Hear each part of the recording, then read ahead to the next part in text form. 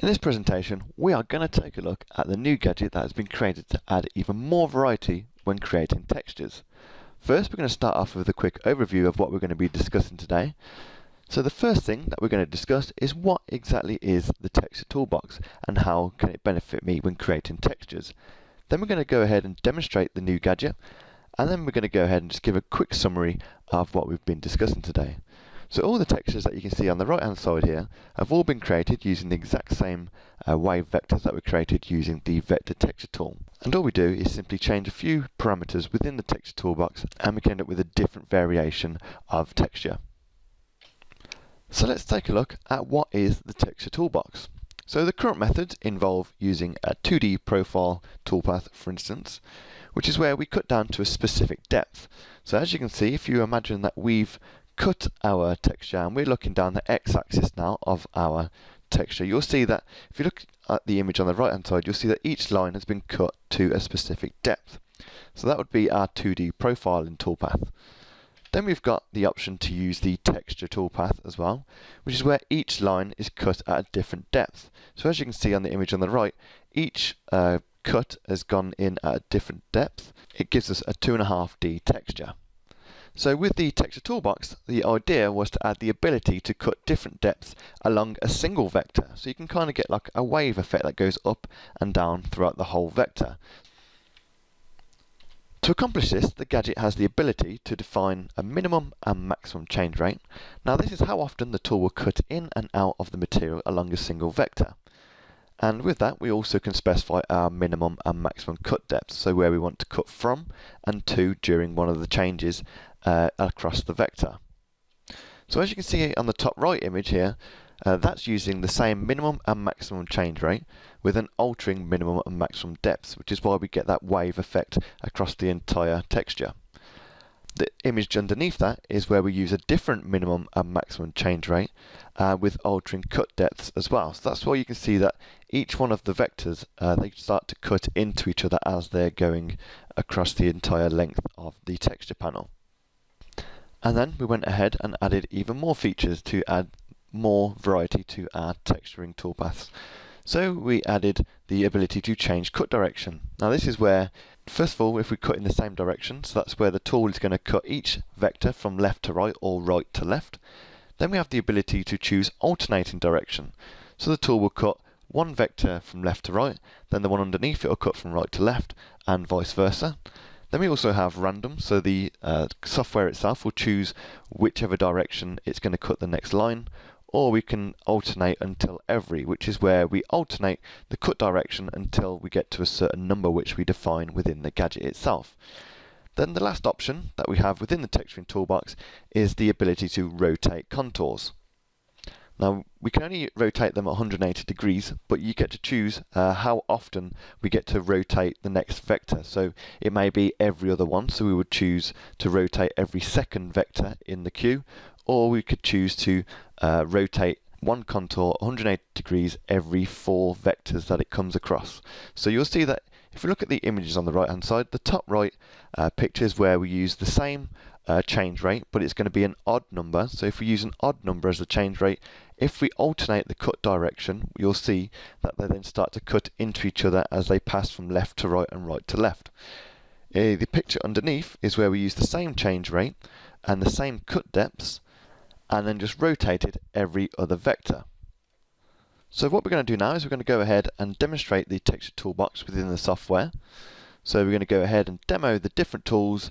So we're going to demo the change rate, different cut depths, the cut direction, the ability to rotate the contours 180 degrees, and then we're also going to show you how to save and load any settings within the software as well. So just a demonstration note, so just for your viewing pleasure, all material that we're going to set up for our jobs is going to be at a width of 48 inches and a height of 24 inches. This is just so that you can see the textures more clearly using the preview toolpath form. However, all textures that you can see in this demonstration can all be created using large material. So let's open a new copy of Aspire, and I'm just going to go ahead and create a new file. So I'm going to create this with a width of 48 inches and 24 inches high. I'm going to create the thickness to be 3/4 of an inch. I'm going to use the lower left as the XY datum position, and then I'm just going to go ahead and press OK on that job setup. So first of all, I'm just going to go ahead and create some basic vectors for us to use. So I'm going to go to the Create Vector Texture tool. Just going to go ahead and just specify some settings here. So I'm going to have an angle of 0 degrees.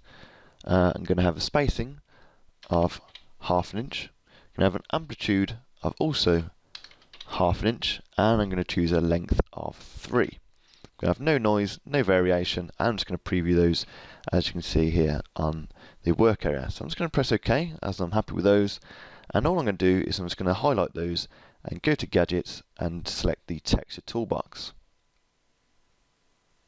like so. So just to give you a quick overview of the Texture Toolbox, the first options that we come to are the change rate. So you've got the minimum change rate on here and then the maximum change rate there. Then you've got the ability to add the minimum cut depth and maximum cut depth here. Underneath that, we've also got then the ability to change the cut direction. So we've got normal, which is going to be all going the same way, so from either left to right or right to left.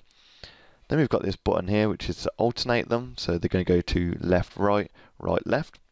Then we can randomize the cut direction, and then we've got this option here is where we can alternate until we get to this specified number here.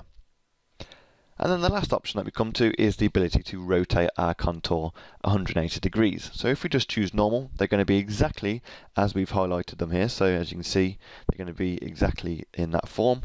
Or we can rotate every other vector. So whatever number we specify in this box here is going to be how long it's going to be before we rotate a vector 180 degrees. So at the moment with the option 2, we would be rotating every other one. And then once we've specified our parameters for our toolpath, we can then go ahead and select our tool. So this will just bring up the tool database that you're all familiar with. You'd go ahead and select your tool, so maybe you'd want a V-bit of 1 inch, 90 degrees, and you can also then give your toolpath a name. Now this will obviously be what it's called within your toolpath list when you go to the toolpaths tab. We do then also have then the ability to load and save our settings. So if I wanted to load some settings that I previously liked, I'd simply hit the load settings button and it would take me to my save settings folder within the Texture Toolbox gadget itself. And then we can just go ahead and just select one of those and press open. You'll see that all then the parameters will change to exactly what I specified in that settings file. And the save settings works in exactly the same way. So if I like a group of settings, so I can go ahead and run this gadget.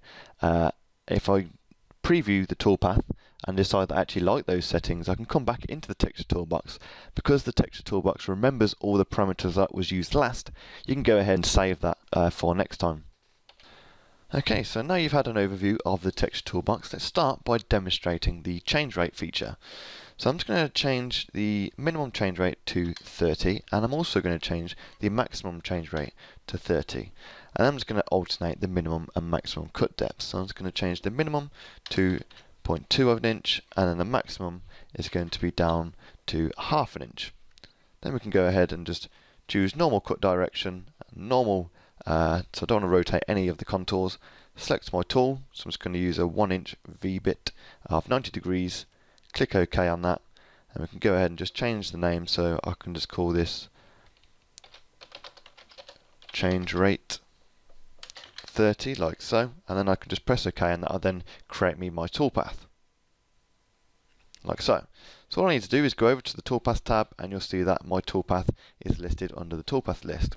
So all I need to do now is simply go to the preview toolpath form, and then we can go ahead and see what this has created us.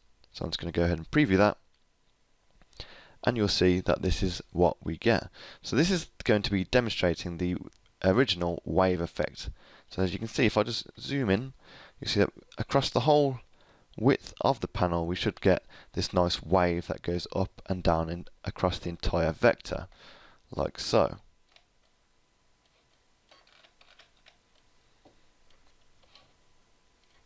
So that's the type of texture that we'll get if we use the same change rate.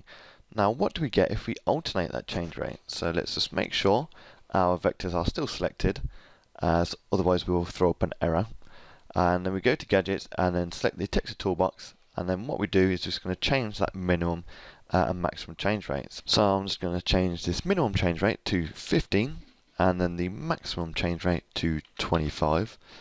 I'm going to keep the rest of the settings the same, apart from I'm just going to change the name, and I'm just going to change this change rate alternate, like so, and then press OK, and then you'll see that's then created me my second toolpath.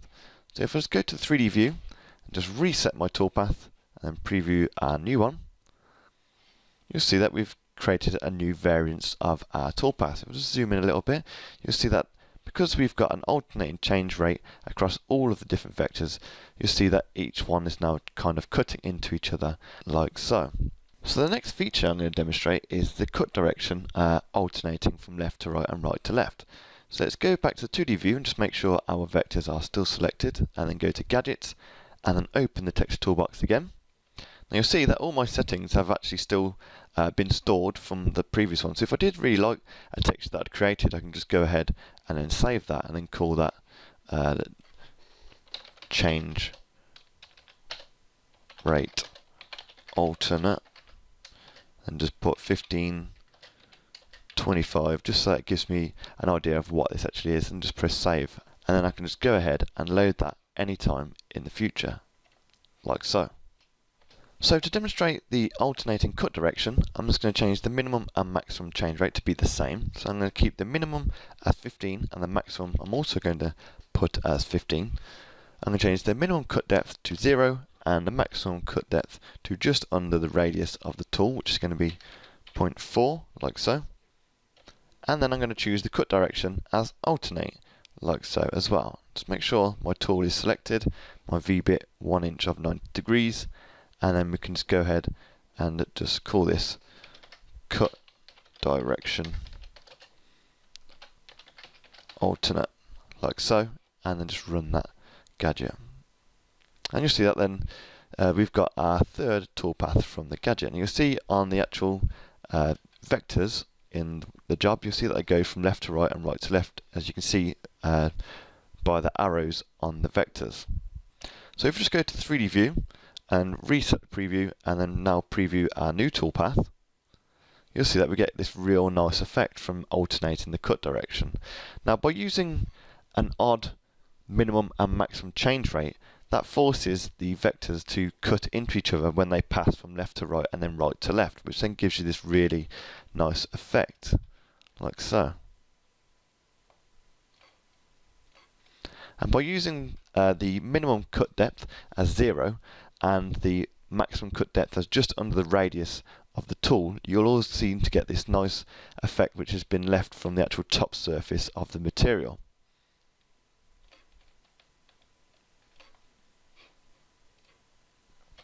So next I'm going to demonstrate the alternate until every and a specified number. So let's just make sure our vectors are still selected, like so, and they are. And let's go to Gadgets and then Texture Toolbox, and then we can go ahead and specify the settings for this one. So I'm going to keep the same minimum and maximum change rate. I'm just going to change the depths to 0.2 and 0.5, so back to as they were. And then I'm just going to change this to alternate every, and I'm going to alternate every third vector, like so. So I'm just going to change this to alternate until every 4, and then press OK to run that, like so. And I'm just going to go back to the 3D view, reset my preview, and then preview this new toolpath, like so. So what you should see here is that it should be alternating the cut direction of every vector until the 4th one, and then we'll get one that's replicated as whatever the last line was cut as, like so. So the last feature that I'm going to demonstrate out of all the settings that we've got in the Texture Toolbox is the Rotate Contour 180 degrees.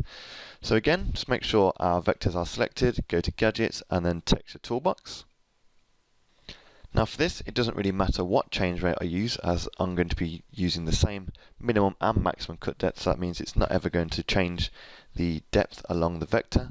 It's just going to be a constant ½ inch cut depth, and we can just choose this cut direction as normal and just rotate every, so select that option and we can rotate every, and I'm going to just put every second vector, like so.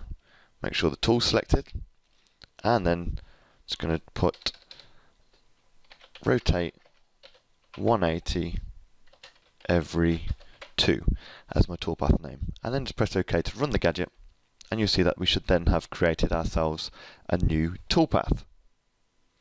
So let's go back to the 3D view, let's just reset our preview. Now you can see from the actual preview of the toolpath, you can see that the vectors have been rotated already. So let's just go ahead and preview what this actually looks like.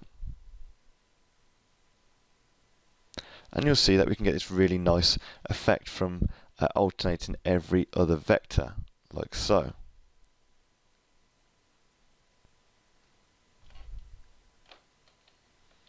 So that demonstrates all the different tools within the Texture Toolbox.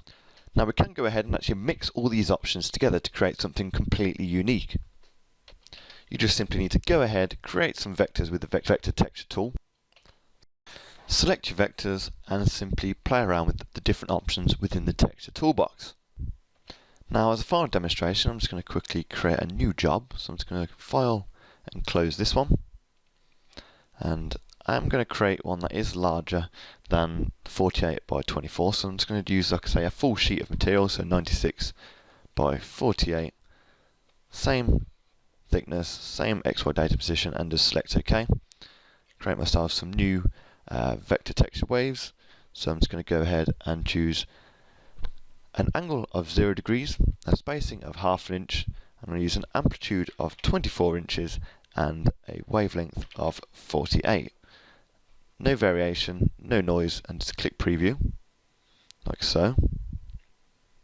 And what I'm going to demonstrate here is like what I've called a shine effect, which I just noticed whilst playing around with different settings within the Texture Toolbox. So I'm just going to select my vectors and open the Texture Toolbox. I'm just going to go to Load Settings. Then I'm going to select this option here to have the shine effect. Just press Open. Now you'll notice it's even loaded in the toolpath name for me called Shine Effect. And all I'm going to do is press OK to create my toolpath, like so, and go to Toolpath tab and just quickly preview this for you. And you'll see that you get this nice shine effect across the actual vectors. Now the reason we've got this effect is because we're using the same change rate for the longer vectors as well as these smaller vectors that just fill these areas here. So to summarise the Texture Toolbox, the Texture Toolbox adds new variations to creating textures. So we are able to alter the depth along a vector, we can also alternate the cut direction, and we can also rotate the contours. The only thing for me to say to you is go ahead and experiment with all the different options within the Texture Toolbox. There are thousands of different variations we can create with this Texture Toolbox gadget alone.